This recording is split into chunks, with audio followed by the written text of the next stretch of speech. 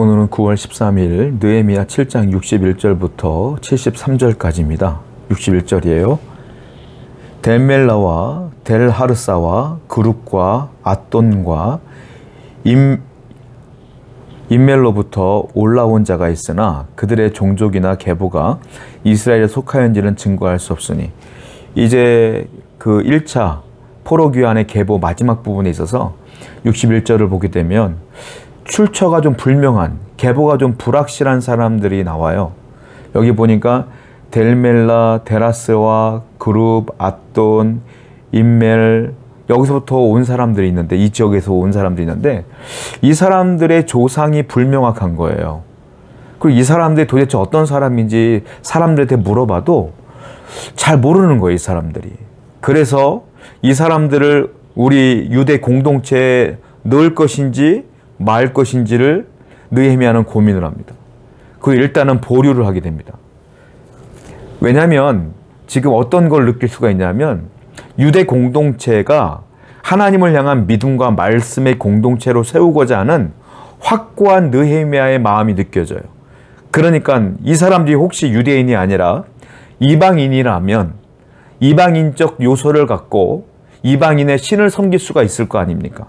그렇게 되면 우리 공동체가 무너질 수밖에 없으니 이런 사람들은 잠깐 보류하고 우리 공동체에 넣지 않기로 느헤미야가 생각을 하는 거예요. 아주 좋은 판단이죠.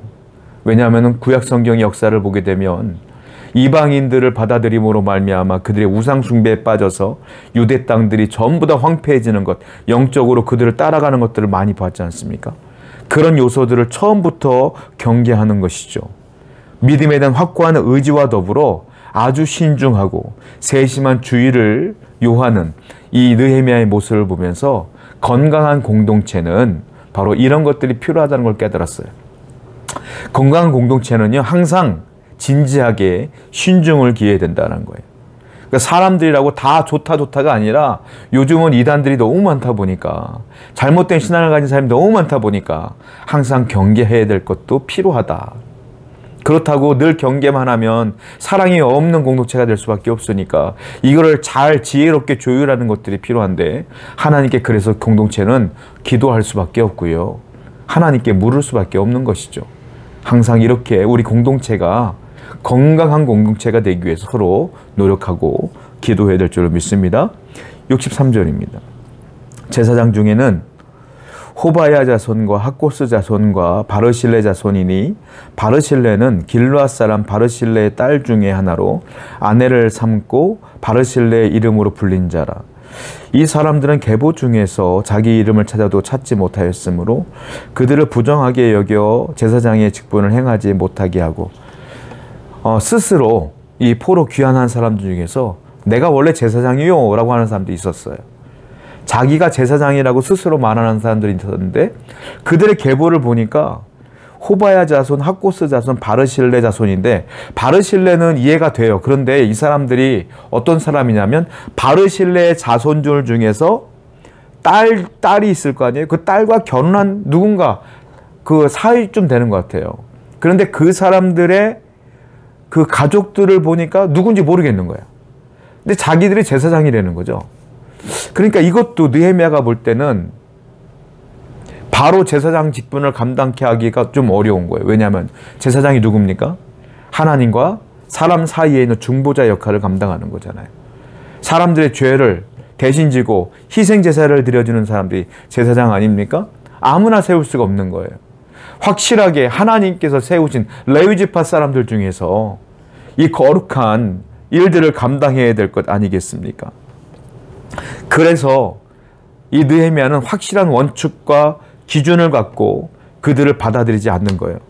너희들의 조상이 레위인인지 정말로 제사장인지 우리가 확인할 방도가 없다.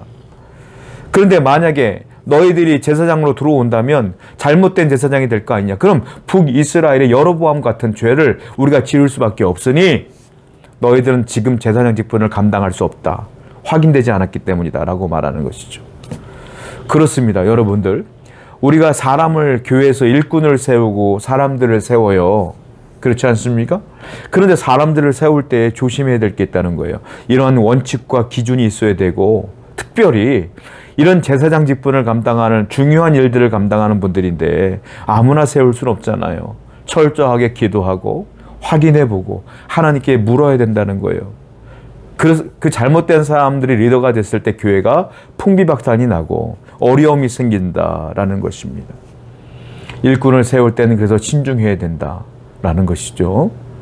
이러한 진지함과 신중함과 이러한 구별됨이 우리 공동체 안에 늘 거하기를 축원드립니다. 65절이에요. 총독이 그들에게 명령하여 우림과 둠밈을 가진 제사장이 일어나기 전에는 지성물을 먹지 말라 하였느니라. 우림과 둠밈은 무엇입니까? 대제사장이 에봇이라는 옷을 입었는데 거기에 우림과 둠밈이 있어요. 제비 뽑는 것이죠. 하나님의 뜻을 물을 때에 뽑았을 때 우림이 나오면 뭐, 둠밈이 나오면 뭐 이렇게 제비 뽑는 거란 말이에요. 이 무슨 말이냐면 진정한 제사장이 나올 때까지는 아무도 지성물을 먹지 말아라. 지성물이 뭐냐면 제사장들이 희생제물을 드립니다. 양을 갖고 와서 잡아다가 피를 뿌리죠. 그럼 남은 고기가 있어요. 그 고기는 제사장이 먹는 거예요. 그러니까 희생제물을 드렸던 그 지성물은 뭡니까? 거룩하게 구별되는 거예요. 그래서 이거는 일반 백성이 못 먹고 제사장이 먹는 거란 말이에요. 그러니까 진짜 제사장이 나타날 때까지는 우림과 둠밈을 가진 진짜 우리가 확인할 수 있는 제사장이 나타날 때까지는 아무도 지성물에 손대지 마라 이 말이에요. 왜냐? 이건 거룩한 것이기 때문에 그래요. 거룩함을 계속 유지하고자 하는, 계속 구별하고자 하는 이 느헤미야의 심정을 우리가 알 수가 있어요. 공동체는 어떤 공동체가 좋은 공동체냐? 거룩한 공동체가 돼야 된다는 거예요. 거룩성을 유지해야 된다는 거예요. 죄가 들어오는 걸 막아야 된다는 거예요. 느헤미야는 이 거룩한 공동체를 유지하기 위해서, 구별되기 위해서 최선을 다하는 모습을 보게 됩니다. 우리 교회도요, 항상 이 거룩함을 위해서 성도들 개인적으로 열심히 회개하고 기도하며 거룩한 삶을 살기 위해 노력해야 될 줄로 믿습니다.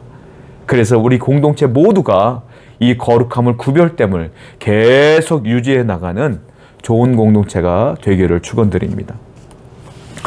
70절입니다. 어떤 족장들은 역사를 위하여 보조하였고 총독은 금 1000드라크마와 대접 50과 제사장의 의복 530벌을 보물곡간에 드렸고 또 어떤 족장들은 금 2만 드라크마와 은 2200만회를 역사곡간에 드렸고 그 나머지 백성은 금 2만 드라크마와 은 2000만회와 제사장의 의복 67벌을 드렸느니라. 이제 성전을 만들고 레위 지파들을 세우며 진짜 하나님의 은혜 가운데 거하기 위해서 성전을 세워가야 될 거 아닙니까? 그런데 성전을 세워가는데 물질이 필요합니다.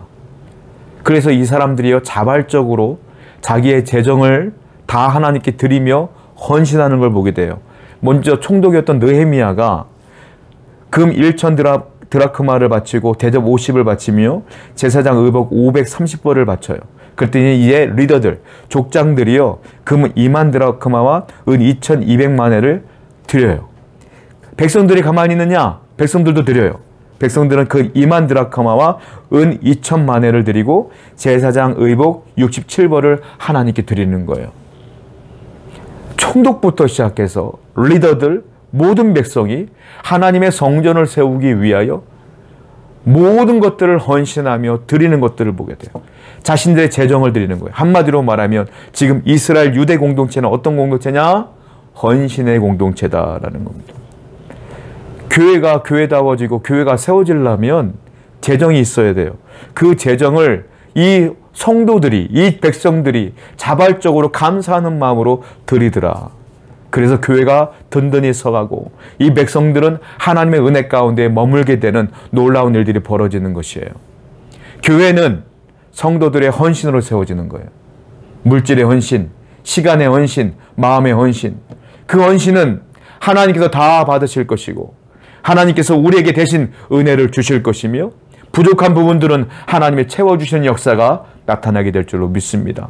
우리 공동체가 하나님께 드리는 데 인색하지 아니하며 감사함으로 헌신하는 헌신의 공동체가 되기를 축원드립니다. 기도하겠습니다.